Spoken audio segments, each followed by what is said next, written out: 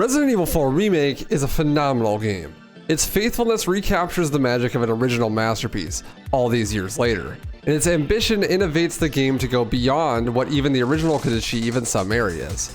But there's a certain aspect of the game's design that I feel like is under-discussed, and that is its propensity to attract speedrunners.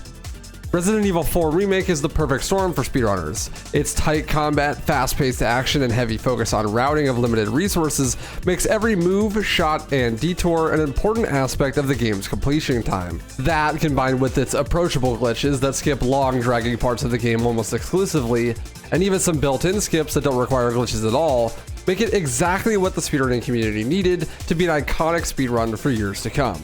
And with Capcom's repeated insistence on rewarding the player for fast completion of the series of games with in-game rewards and even achievements, it's no wonder that the Resident Evil speedrunning community has become a cultural phenomenon in gaming. Resident Evil 4 Remake in particular being the perfect storm of legacy, new blood, pacing, mechanics, and now, community involvement. The early days of a speedrunner are always exciting. Tons of new discoveries, world-first achievements, innovation, and of course, competition. While most of the world is racing their hardest to achieve an S+ ranking, speedrunners are racing their hardest to break what may be the game's last hour barrier. Speedrunners are racing to beat Resident Evil 4 Remake in under 2 hours. The new game professional category in the original Resident Evil 4 is one of the most competitive and highly contested speedruns in all of Resident Evil. Its lack of difficulty adjustment and overall consistency make it the best choice for any speedrunner looking to push the game to the limit. Since the launch of Resident Evil 4 Remake, it was obvious that New Game Professional would be a popular category. While not as consistent as the original or as perfect for speedrunning, it creates a challenge made of pure adaptation to the random elements that captivates the viewer and challenges the speedrunner. With how long the game is casually, one would think that the speedrun would be rather long, especially on Pro. But thanks to the collaborative efforts of the speedrunning community and a little financial incentive, the highest level speedrunners are on the precipice of achieving a New Game Pro speedrun that is under 2 hours long. Not only would being the first to achieve this goal solidify a speedrunner in the history books of Resident Evil 4 Remake, but it could also win them a lot of money. This is where I come into play. I am hosting an open qualifier speedrunning tournament for Resident Evil 4 Remake on the New Game Pro difficulty. The format is pretty simple. The event has an open qualifier that opened on March 30th and closes on April 13th. The top 8 contestants at the end of the qualifier will be invited to a live event hosted on twitch.tv/waifu, where they'll then compete in a 2-round head-to-head speedrun competition. All runners will run at once and completion time will determine placement. After the first round, the bottom 4 will be dropped and the top 4 will go on and do another run to decide final placements. The winner will receive a split of the prize pool starting at $5,000. The prize pool is open to contributions on the MachineGirl page and will be open until the conclusion of the live event. With a game as highly anticipated as Resident Evil 4 Remake, especially within the speedrunning community, it was undoubtedly going to be highly competitive. But with how much money is on the line in this tournament, the competition is starting to get insane. This video seeks to recap the qualifying event and to tell the story of the route's development, the times achieved, and the placements lost. There can only be 8 that move on to the main event, but with all these big faces competing, it can be nearly anyone in that top 8. For the most basic breakdown, Resident Evil 4 Remake has 16 chapters and is roughly about 16 hours long casually. That's an average of an hour per chapter. The category in play here is New Game Professional any %. That means runners are not allowed to use anything that gives them additional advantages that you wouldn't have on a first playthrough normally. That means no Armor Ashley, no DLC weapons or DLC treasure map, no bonus weapons, and no charms. Any % means any percentage of the game needs to be completed, so any strategies are allowed, including glitches. The professional difficulty is the hardest difficulty in the game, increasing enemy health and poise, giving them more aggressive enemy AI and increasing the scarcity of resources. Not to mention making some items in the merchant shop much more expensive. To top it off, there are no autosaves and you can only perform perfectly timed parries. Almost immediately, glitches were found. In addition to tons of small intended skips like using the rocket launcher on the boulder or the wrecking ball room, the sniper rifle was found to be the most powerful weapon in the game. Not for its shooting though. By equipping the scope to the weapon, you could then displace Leon's hitbox by aiming and looking down. This could push the hitbox inside of walls. From there, you could do a variety of different functions, primarily clipping through doors. This would immediately skip 2 key sections. In Chapter 14, there is a large regenerator section followed by the Wrecking Ball room. You can clip right through the double door and skip nearly the whole chapter. In Chapter 7, there is an introduction to the Garrador enemy with a large detour. This was also skipped with a door clip. Both of these tricks were discovered before even the earliest birds would have attempted their first speedruns, so there would be no runs routed with these sections done normally. The earliest pioneers would be 2 usual suspects, Distortion 2 and Spicy TV. Dist is a full-time streamer and god gamer. His reputation precedes him, but if somehow you don't know of his escapades, let me give you a brief crash course. A Dark Souls speedrunning veteran turned full-time variety speedrunner. Distortion 2 is known for jumping from game to game quickly, especially on brand new releases, speedrunning them into the ground, dominating the hardest difficulty categories, and then moving on. He has had world records in Resident Evil 2 Remake, Resident Evil 3 Remake, Village, Dark Souls Remastered, Elden Ring, and many more. He also was the undisputed winner of the Resident Evil Village speedrunning tournament I hosted back in 2021, achieving a new world record in the first round, then missing that new world record by only 10 seconds in round 2. It's no surprise he would be one of the frontrunners in an event like this. His ability to break down a new game and create routes that will stand the test of time in a very short time frame, then grinding it down to perfection, is nearly unrivaled. I say nearly unrivaled because there is one person who can rival him in such endeavors, and that's his friend and fellow god gamer, Spicy TV.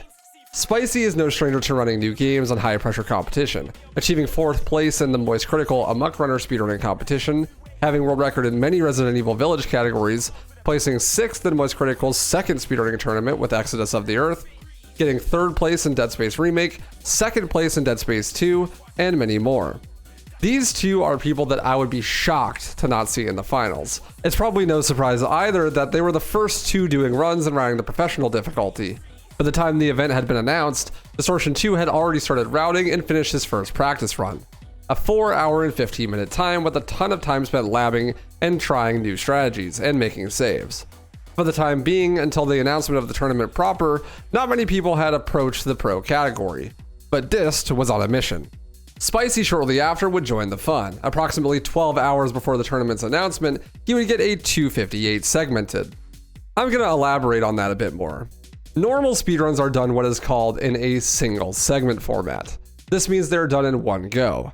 Resident Evil 4 Remake's in-game timer is nearly perfect. It stops on cutscenes and load screens. It never reverts on death or even when loading a save that you're currently playing on. This makes it the best timer to use when speedrunning, way better than most other Resident Evil games IGT. There's one flaw though, and that's if you go to the main menu when you load a save, whatever time was spent between your last save and loading that save would be removed. So let's say you play for 3 minutes, then die and have to load a save. If you load from in-game, it'll add those 3 minutes from your last save to the timer when you load it. But if you go to the main menu, it will not. Essentially removing 3 minutes from your playtime by going to the main menu. This is essentially what a segmented run is. You're removing that 3-minute segment from the run, creating a run in multiple different segments. This is useful to figure out what your best possible time is, or in this instance, to estimate how the run would be in length, if it was done well. It was common for many runners in the early stages of this event to do segmented runs to figure out what their placements and time would be. But qualifying runs were needed to be done in a single segment. You could die, but you were never allowed to go to the main menu when loading a save. Even the earliest routes that Distortion 2 was doing used the egg on Bach Island for the Salazar boss fight. By making a small 20-second detour after the Delago boss fight, you can grab a golden egg on what is colloquially known as Bach Basoup Island, named after Bach Basoup himself, someone you'll hear more about later. This golden egg actually is the perfect weapon to use against this late game boss, as it does 70% of his total health in one hit and stuns him, leaving him open for a 1-cycle kill even on the professional difficulty. That only left a few boss fights to be sorted out. Even with the $160,000 requirement for rocket launchers on professional, it was evident that it would be worth any amount of treasure crafting to get a rocket to fight Verdugo with. Just like the original, the boss has an insane amount of HP, making killing him with that one essentially impossible, at least for a speedrun. The alternative being waiting around for 4.5 minutes for the elevator to arrive. 3, 2, go.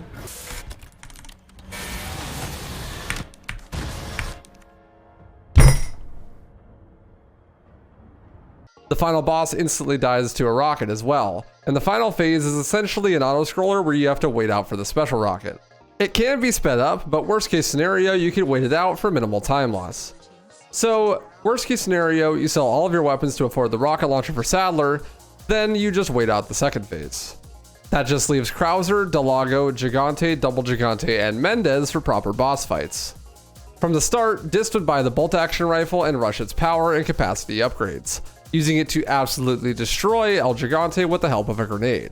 From there, he would route in the riot gun and TMP for the Mendez boss fight, where he would punish his eye with the TMP to end the first phase really quickly.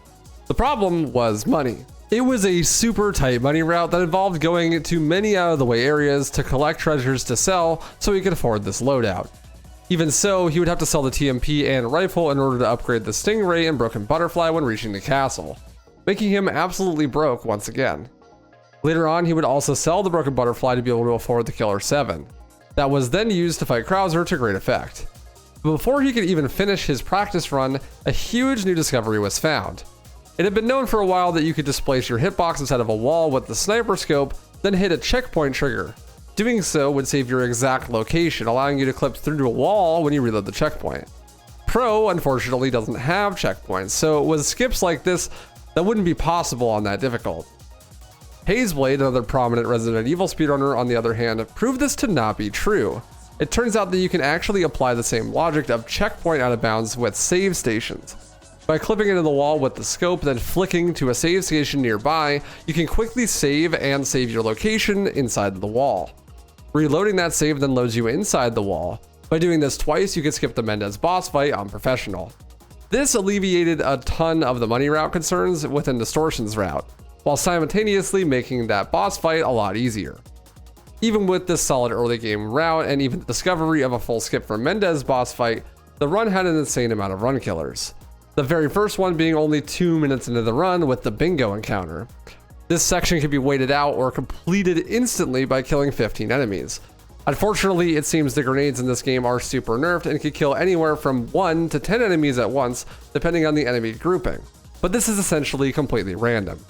The strategy basically involved going to the right side of the village early, stealth killing a lady, then drawing aggro by killing a villager from the back side of the house with a pistol. Then you jump inside to grab a grenade and kill as many villagers with it as possible. Then you run across the village and into the shotgun house, grab the grenade and shotgun, then throw a grenade from the roof and hope you get to 15 kills. If not, you clean up with the shotgun. This strat is the best by far, and it's way more consistent than anything else. It was even the meta-defining strategy in the demo, but even so, it has a relatively high failure rate. Sometimes you'll get to the end of the second nade with less than 12 kills, requiring you to dump out most of your shotgun ammo in this section, potentially screwing you in future sections when you reach other run killers like Canyon. Canyon is essentially a big RNG fiesta. Everyone approaches this room in completely different ways to this day. It's still mostly up to player preference, but at any point the dynamite guys can instantly kill you from practically uncounterable positions. At the start of runs, Cabin was an unknown entity. People weren't really sure how it worked. In the original, you just had to kill 40 enemies for it to end. But it was immediately apparent that this was much more nuanced in the remake. It was really easy to get overwhelmed in the cabin, and others would instantly kill you on Professional if he hits you. This is one of the scariest parts of the game, because the nearest save station is quite far away, and if you die you have to restart the whole cabin. It is a ginormous time lost. Next up is the Chainsaw Sisters, one of which is guarding a crank that you need to progress. The sister on the right is the only one that needs to be killed, but the house fills up quickly with enemies, all of which can easily grab you, stun locking you so the Chainsaw Sisters can finish you off with one hit. The strategy is essentially exactly the same today as it was when Dist did his first few runs. But with proper practice and a bit of luck, it can be made mostly consistent like most things in the game. I wouldn't use the C word exactly, but it works. If you're fortunate enough to get a random stun on the second shot, then you can assassinate the Bella sister, making this section a lot faster and more consistent. The next largest reset room would be in Chapter 10 with the Novicidors and the Double Garrador. This is especially brutal because there's no save station after the Novis, so you must do Novis and the Double Garrador room in a row without dying, or you'll be forced to do both again. Especially brutal since Double Garrador is one of the hardest rooms in the game. 2 mini-bosses that can only be damaged from a weak point on their back, and a room full of enemies that can grab you and nearly instantly kill you with their scythes. Dist, at the beginning, figured out how useful heavy grenades are for this fort. They can damage the Gyarados without drawing their aggression, and also clear fodder enemies at the same time. The problem was there was only 1 static drop for heavy grenades before this section in the entire game, and needed at least 3 to kill quickly. Using just 1 and maybe a random drop, then finishing with the sniper was the play here, but it was definitely a room that was played safer than faster in most runs. The island has many run killers. Firstly, the turret room has a strategy where you bait udders into kicking you through the laser, drawing the turret's fire, allowing you to pass behind him, skipping the turret room. Unfortunately, this trick is insanely finicky and can completely annihilate you if the turret decides to switch targets while you're running through it. When Mike is guarding you in the later half of Island, there is a number of memes that can occur. With so many enemies shooting at you and attacking you, it can be near unavoidable to take damage.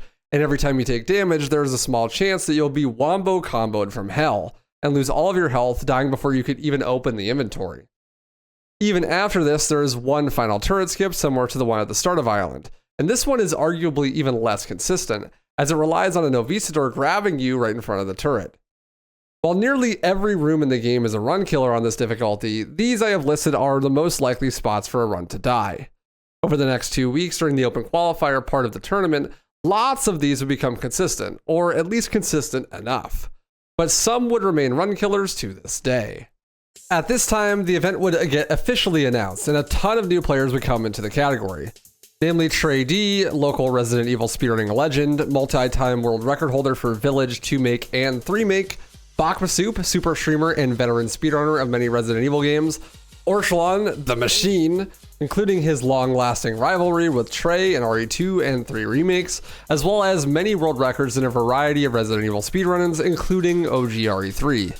Trance would also join in on the fun, an avid variety speedrunner who is most known for his YouTube content and tying Orshalon in RE2 Remake's Twitch Rival speedrunning tournament, of which Ray also got 4th. There were also others who weren't so in the limelight at the start who would emerge when the tournament qualifier went live, like Resident Evil 7 every category world record holder Captain Ezekiel. The tournament started with an initial prize pool of $2,000, but quickly shot up to $5,000 thanks to generous contributions from my community. This quickly made the prize pool quite something, one big enough to attract some outside attention. Many runners from all over the speedrunning sphere would come into play, like QTT, a Taiwanese runner, friends with Distortion, known for jumping in on events like this, as well as Matt Gale, who ran in the most recent critical tournaments with Spicy, and even Holly, a prominent German streamer who has done some Resident Evil before, but not what most would consider true speedruns. Certainly no prior tournament experience. With the tournament in full swing and only 8 times qualifying for the main event, the race was on. The smartest of the runners would spend most of their time theory crafting and doing segmented practice runs, as there was no real incentive to have a legitimate run at this point, with 2 weeks until the deadline. The most important factor was getting as much game experience as possible. No resets and practice sessions while trying to push and develop the meta would be the best move. Those who got too focused on achieving a good time early would waste away their precious time by resetting on rooms and strategies that didn't have enough practice to reasonably be done in a full game run. Spicy, Captain Ezekiel, and Distortion were the kings of this. They found the most of the strategies in this game, and even managed to turn a lot of those previous run killers into somewhat consistent rooms. Spicy would spend the entire first week of the game being out, even before the tournament, practicing and doing segmented runs, and by the 31st, the second day of the tournament, he had already transitioned to doing single segment full game runs, and achieved a 220. Between the strategies that the group had made and all of the practice Spicy had put in, he was far and away the best runner in the game. While most people were putting up 3.5 hour times, Spicy was already closing in on that sub 2 hour mark. This was possible thanks to a few key findings that would make the run a lot simpler and much more consistent. It was found that Delago actually has no random elements. You can consistently one cycle him before he dives and regenerates his HP. With the help of a bit of practice, some runners could consistently save multiple minutes here. This was aided greatly by Holly's discovery that you can throw harpoons much faster if you let go of right click between each throw. When saving Ashley, you can put Leon's hitbox inside of the wall as you jump down the ladder, leaving Ashley behind, allowing runners to run from the church to the cabin fight without her, making the section much faster and way more consistent as you don't have to babysit Ashley. When in the actual cabin fight, it was found out that it is in fact much more complicated than the original. Instead of just reaching a kill count, there is a multi-phase process for completing cabin. First, you kill 7 enemies, then a new wave spawns. Once those enemies are killed, they will start dropping boards that can be used to board up the windows. By letting the enemies inside and then killing them, you can farm the boards and board up all 3 windows. After a few moments, this triggers the second phase where enemies spawn in upstairs. During the second phase, after you kill 5 enemies, others will spawn in downstairs. Killing him ends the cabin. Knowing this isn't really enough though, just trying to implement this strategy will save lots of time, but cabin can be very dangerous very fast. So without proper execution, this section is still going to be a run killer for many people. The Bella sisters were made more consistent with more practice and the use of a flash grenade on the retreat, but this is still a point of contention. The Mendez boss fight skip was also made easier and faster by doing a new version of the skip where you use the merchant to clip out of bounds instead of the save station. The double Garrador room was made much better by crafting 3 heavy grenades at the start of chapter 10, and you can buy the heavy grenade crafting recipe there. But they come at a steep price, 12 gunpowder and a large resource each. This can be achieved by collecting some spinels from the merchant who gives them to you for completing side quests. Some of these side quests can be done on the way without much time loss, like collecting the Lunker Bass, desecrating 2 graves, and selling the scratched emerald. That combined with the spinels the Knights drops give you just enough to be able to buy 2 sets of 10 gunpowder, and the 3rd set is picked up from random drops along the way there. Using 4 heavy grenades guarantees the Garradors die, and practically ensures that you will not die here. Then on the island there was a better strat found for the turret skip, where you use a grenade to launch the archer into the turret laser instead of baiting the attack from others. This was much more consistent, and you didn't have to watch the cutscene either, so it saved a bit of time. Mike's section was tested and it was found out the first part, where Mike blows open the door, is actually on a kill count, so killing enemies makes it progress much faster. That and the anti-aircraft turret could be destroyed early by using a heavy grenade and a light grenade. Flashes were crafted en masse to try and increase the consistency of the double turret room, but it's still an RNG fiesta. There was one new piece of tech that was discovered once again by Hazeblade. This time, when you put Leon's hitbox out of bounds on a save station, you could save his position out of bounds, then when you load back in, Leon will fall into the void. After falling for long enough, he will reappear in bounds, and this for some reason breaks his animations. When you then pick up Ashley during the carry section at the end of the chapter, she instead gets carried like a duffel bag instead of a baby. Leon's movement speed is much greater than normal when this happens, and it saves about a minute.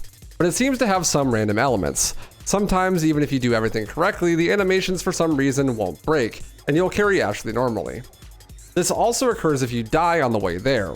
Dying not only loses time in the section now, because you have to redo some of the level, but also it removes this glitch, losing you even more time. With this 220, Spicy solidified himself as a legend in this game and a definite favorite to qualify first. But that's not to say that others wouldn't follow suit soon. After all, there were still 2 weeks left in the qualifier, and anyone in the top 8 could go to the live event. Captain Ezekiel would get a 232 on April 1st. Distortion would get a 226.38 the same day, and then a 222 the next day. Spicy would then improve the record again, getting a 213 on the 3rd of April. Then on the 4th, Dist would take the world record with a 208.58, for a total of 4 hours. That's when Spicy would clap back with a 204.18. It seemed no matter what people did, they could just not catch up to Spicy. Some were close, Dist being the obvious closest, Captain Ezekiel and Ray catching up with a 219.15 and a 219.10 respectively, and Bach bringing up the rear with a 224. Further out from this, a huge gap would start to form. Spicy, Dist, Ray, and Ezekiel solidifying themselves in the top 4. There would be a sizable gap between them and the other competitors for the rest of the qualifier though. This would signify a race for the bottom 4 of the qualifier. There were lots of people who were amazing runners who got late starts and were playing catch up. Orchelon and the Nevs, for example, started running standard until the day of the tournament. Nevs even started a few days later. By the 9th, with only 3 days left in the qualifier, they were fighting for the bottom 9. Orchelon, QTT, the Nevs, and Bach Basu would all have really close times to each other. Nevs and Bach would tie exactly to the second at 6th place with a 212.48. For a whole 2.5 days until Bach broke the tie with a 210.47. The Nevs would then clap back with a 2:07.50 a few hours later. Orchlan would stay solidly at 8th place for about a whole 3 days with his 2:12.54. Then he would drop down to 9th, where he would then PB again, not moving up in the ranks, with his 2:12.20. This would trigger the entry of a few new faces. Billy, who had the world record for the demo speedrun, would join the fight very late, but quickly climbed the ranks to get a 2:13 flat, only 16 seconds behind Orchlan's 8th place time. Then Zarian, another variety speedrun veteran who was placed very highly in RET Remake Switch Rivals and held Resident Evil 7 world record previously, joined with a 2:11.57 on his very first finished run. An insanely strong showing, solidifying himself at 5th place on the 10th of April. By the 11th of April though, he had already dropped down to 8th place. At one point, 5th through 9th place was exactly 1 minute apart from each other. It's really going to be anyone's game in these last 2 days. Spicy, Dist, Ray, and Zeke would continue to optimize the game during this time. This would solidify their gap between the bottom 5. Dist only beat Spicy's run that one time for 4 hours. After that, Spicy would hold a world record, constantly improving it until he reached the precipice of beating the game in under 2 hours. He achieved a 2 hour and 28 second time that would stand for a whole 3 days almost exactly. In this time, Dist brought his time down to a 2:02.51. Trey would bring his time down to a 2:07.39, and Ezekiel would bring his time down to a 2:09.34. At this point, sub 2 was an inevitability, but who would be the first to get it? With how big PBs are in this game, it was certainly possible for anyone in the top 4 to be the first, especially with Spicy being hard stuck 30 seconds away for a whole 3 days. It was especially important as Spicy's 2:0.28 wasn't technically valid for the tournament because he was switching frame rates to squeeze past enemies in areas not designated that you're allowed to do so in the rules. But eventually, his hard work would pay off. And on April 9th of 2023, Spicy would make history, becoming the first person to beat Resident Evil 4 Remake in under 2 hours on the professional difficulty.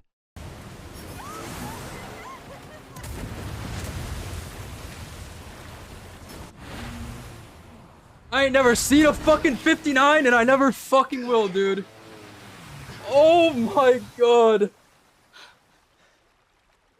Oh my god.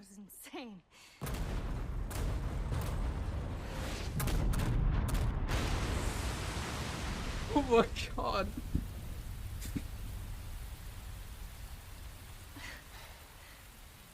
Oh my god. Oh, cool. Mission accomplished. I can't speak, dude. I can't, dude. Thank you for saving me. We fucking did it, boys.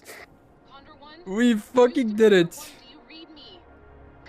In that very same run, he would also receive the news that he has gotten Twitch partner, making the run a trifecta, solidifying his placement in the qualifier. This run had a few new strats as well.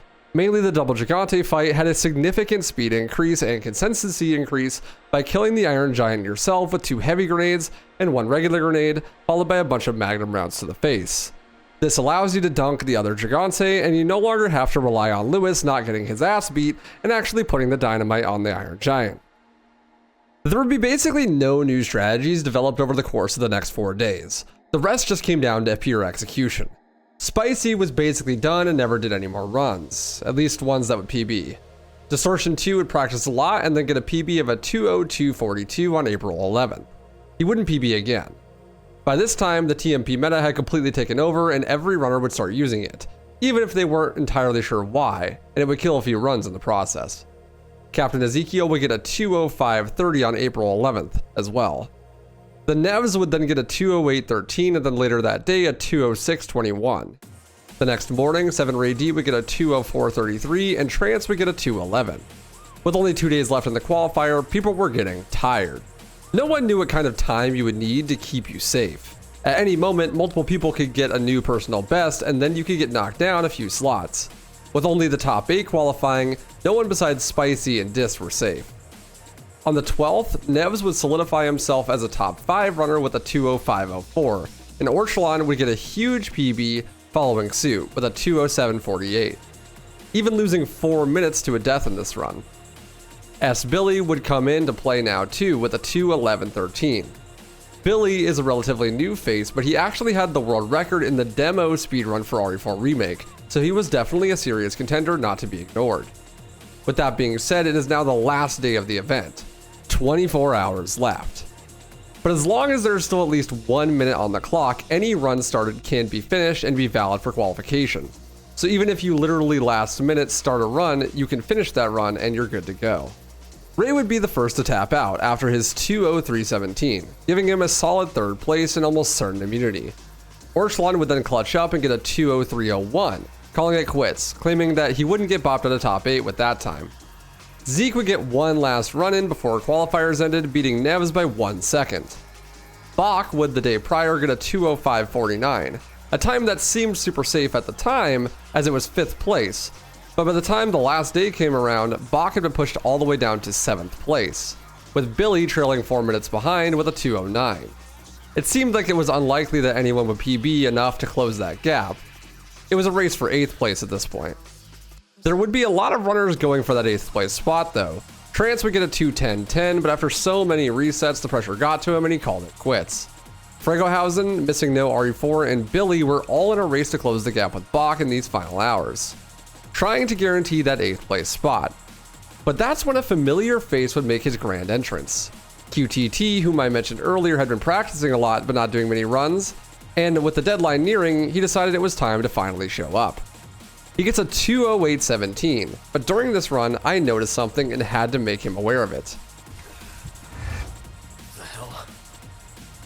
I can't be changing FPS like that. Oh wait, really? It's a new glitch though. Oh shit. He had switched frame rates in areas not designated to do so by the rules, invalidating his run. The run that had just gotten him his golden ticket into the top 8 and the live event. But it wasn't a valid run, and it could not be counted. This was tragic. I felt terrible, but the rules are the rules, and he had to follow them to be in the event. And even he agreed. But he wouldn't just give up. He then immediately started another run, and it was a nail biter the entire time. With only 5 hours left, he completely blasted through the game, flying at an insane pace. His PB just before the invalid run was a 2:10:36, and at the end of this next one, he would have a 2:03:17, exactly tying 7 Ray D. His run was insane. He got crazy lucky heavy grenade drops and magnum ammo drops. On top of that, his execution was near flawless, and he didn't invalidate his run this time. This just shows the true power of never giving up and always trying till the very last moment. Not only did this guarantee his placement in the tourney, it shifted nearly everyone down a slot.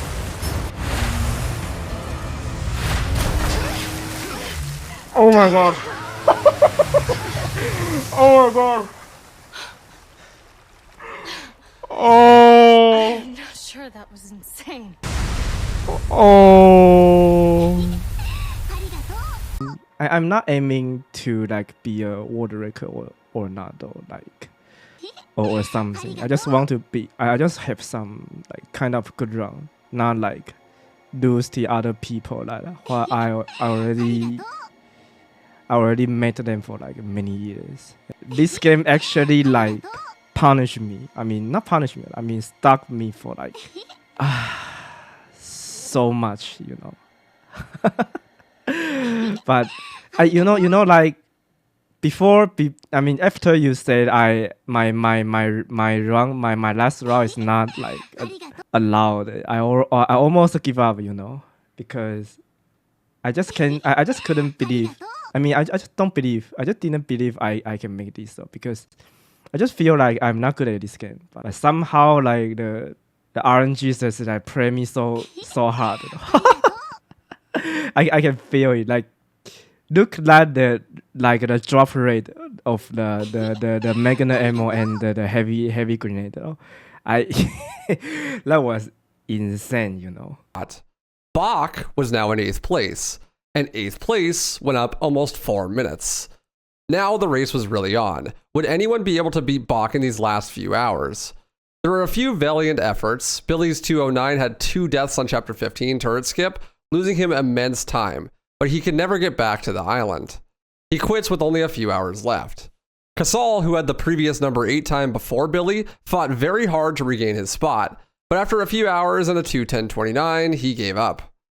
Missing No would get another PB, putting him 1 second behind Billy in 10th place, but the gap between Bach and Billy was too great. On the very last run after the qualifier had totally closed, Missing No was 2.5 minutes ahead. He started this run before the qualifiers closed, so it was still valid, and he was potentially on pace for a sick run if Island just went well. But unfortunately, he ended up dying to the Chainsaw Sister in the Dynamite section, ending the last valid run of the qualifier. By the end, here were the standings. The entire top 8 are all 205 or under. Spicy maintained his throne the entire time, only dropping it once to Distortion 2 for 4 hours. Dist solidly stayed at second place the entire time. Orchelon on the final day made a mad dash for third. Ray had his third place swept from him, but managed to maintain fourth. QTT exactly tied Ray with his feats of greatness in the final hours. Zeke edged out 6th from Nevs, who maintained 7th place just barely to box 205.49. Bach somehow survived the insanity that was the last 24 hours of the event, and that just leaves the finals. On the 15th of April 2023, these 8 runners will compete head-to-head in a 2-round competition for a prize pool starting at $5,000. This competition will be hosted on twitch.tv/waifu and will be live casted by some of the greatest commentators in the business. The run starts at 10 a.m. Pacific Standard Time. The prize pool will be open to contributions, and I expect it to grow substantially over the course of the event. The format is simple. All 8 runners will run at once, and the first 4 to complete the game with the fastest times will move on to the second round while they're raced once again. These are no reset runs. You get 1 chance. The top times will receive higher cuts of the prize pool, but everyone participating will get paid. The open format of the tournament qualifier has been an amazing experience. Countless stories have unfolded on the battlefield that is the Run.gg. I hope you've been enjoying the event as much as I have. Huge shoutouts to Joey from the Run.gg for helping us run this event. We couldn't have done it without you. Thanks so much for watching, and I hope to see you at the main event. Stay stylish.